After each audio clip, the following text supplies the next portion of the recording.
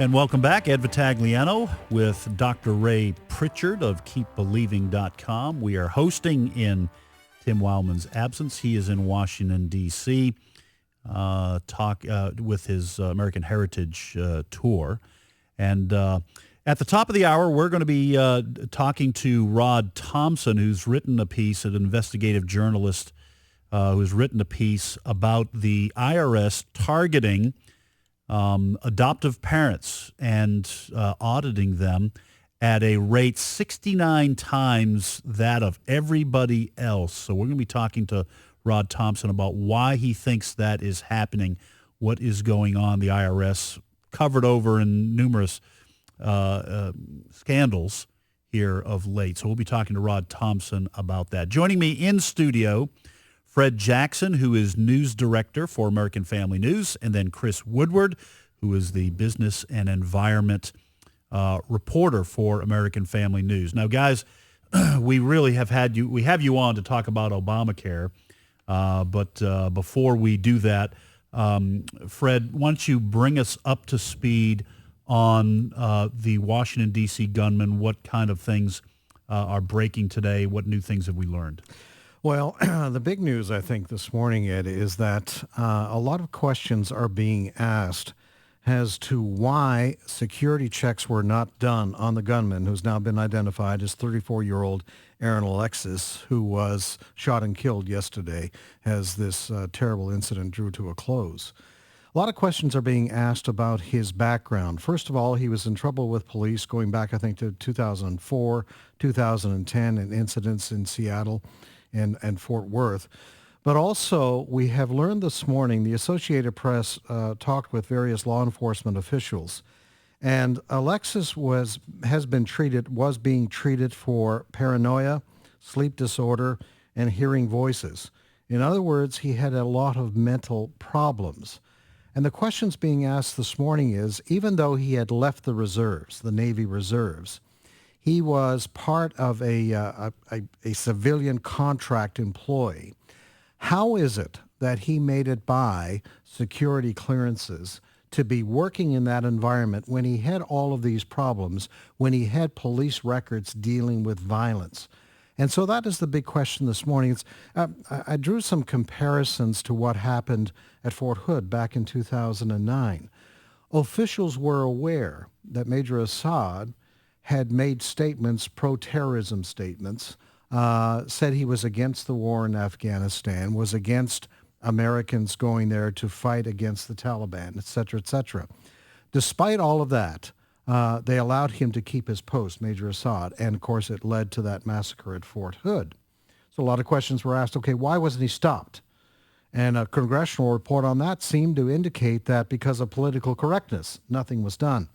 So here we are now, in less than 24 hours after the incident in Washington yesterday, and similar questions are being asked. If military officials, if company officials with which he was employed knew of all of this, why then was he cleared to go in such a militarily sensitive area to work in that environment with all of these problems, being treated for these very serious mental disorders? Why is it that he was allowed to go in there? Now, we do know that he used somebody else's pass to get in, but it still begs the question. In such a sensitive area of the military, surely you would have picture IDs. Surely you would have a guard at a gate. We have an Army Air Reserve depot in a very small community where we live here in Mississippi. And they have somebody at the gate 24 hours a day, 7 days, checking ID. So why is it, if he had somebody else's ID, was it a picture ID? Was he checked? And all of these things, apparently he had some weapons on him. We're told this morning that he had a shotgun with him when he entered that naval yard yesterday. So just a lot of questions being asked. How could this happen? And as I say, and this latest news, with all of these mental illness problems, that he was being treated by the Veterans Administration. So the military was aware of all of this. He was being treated for these things.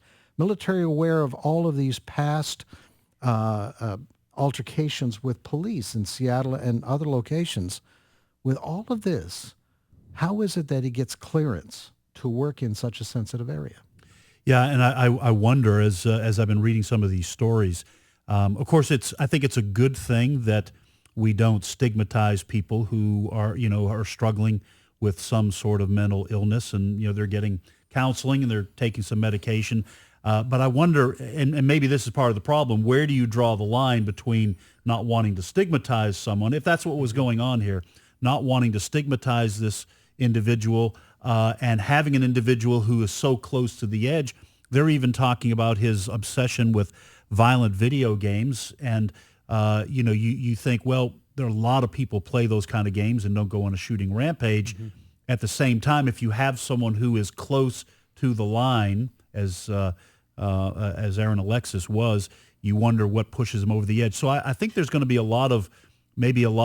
not certainly soul searching, but maybe some revisiting of policy when you have, as you've mentioned, a naval yard with high security clearance required and security clearance that maybe you set that bar a little bit higher before you allow people to come on. Chris, you have anything that has struck you about this story as it's unfolded? Well, from my perspective, certainly yesterday we saw just another race to be the first one out there to really report things. And there was a lot of information that was initially reported and attributed. USA Today last night had an article about the race to be first and how it was just more evidence of people out there putting out misinformation, and really how do we fix that? Certainly there are questions on maybe putting an end to quoting someone, anonymity, and identifying individuals when a person's name is on record. We might see more of that going forward with cases like this. Well, and this another mass shooting, is bound to bring up the same sorts of controversies as Newtown, Connecticut did. California Senator Dianne Feinstein of the Democrat already yesterday calling for stricter gun control. Now the issue is coming up about the violent video games. Religion's not entered into it because Alexis was a Buddhist, and that's supposedly a religion of peace. So all these arguments going on and will continue once again as yet another shooting occurs in the country. Very high profile. Mm-hmm. Well, one more ingredient to add to all of this. There are some this morning that are blaming sequester for all of this, in that the Navy is using more contract employees because of budget cuts. And so that is being added into the argument. And you're mentioning about gun control advocates. There is a delegation heading down from Connecticut today in connection with the Sandy Hook incident, and they're going to be going to Washington and using this incident to lobby for more gun control. Right. So yeah, the whole political storm is about to erupt over this, and there's going to be some Monday morning quarterbacking on this, we know for sure, but hopefully through all of this, we can clear our way through the fog and maybe take some steps to avoid this kind of thing in the future. Ray, we've kind of left you in Dallas there. You're not out bike riding again. No, I'm listening to this excellent discussion, and I do have one question. Fred, is there any evidence at this point of any larger involvement? I know that there was that Al-Qaeda statement last week that there should be smaller attacks across America. Any connections have come forth yet at this point? None whatsoever. Everything would lead us to believe that this man acted on his own. Right, because that was early on, as Ray pointed out, that there was some question about whether it was just one shooter or two, and early reports that I saw on the internet, maybe even three. Those are some of the early the early questions. So as far as we know, we've got one man who acted on his own, which brings us full circle back to the question then, if he did this all by himself and he had a clear history of mental illness, violent, angry behavior, why didn't somebody see this and do something about it? Yep. And that, I think, is the big question that has to be answered. With all of this information out there and known by Veteran Affairs, who is treating this man for these problems, if all of this is known, why wouldn't that set up a red flag about clearances? Yeah. We're talking our guests, Ed Vitagliano with Dr. Ray Pritchard, hosting today's issues. Our guests for the remainder of this segment, Fred Jackson, news director for American Family News, and Chris Woodward, who is the business and environment reporter. We're going to switch gears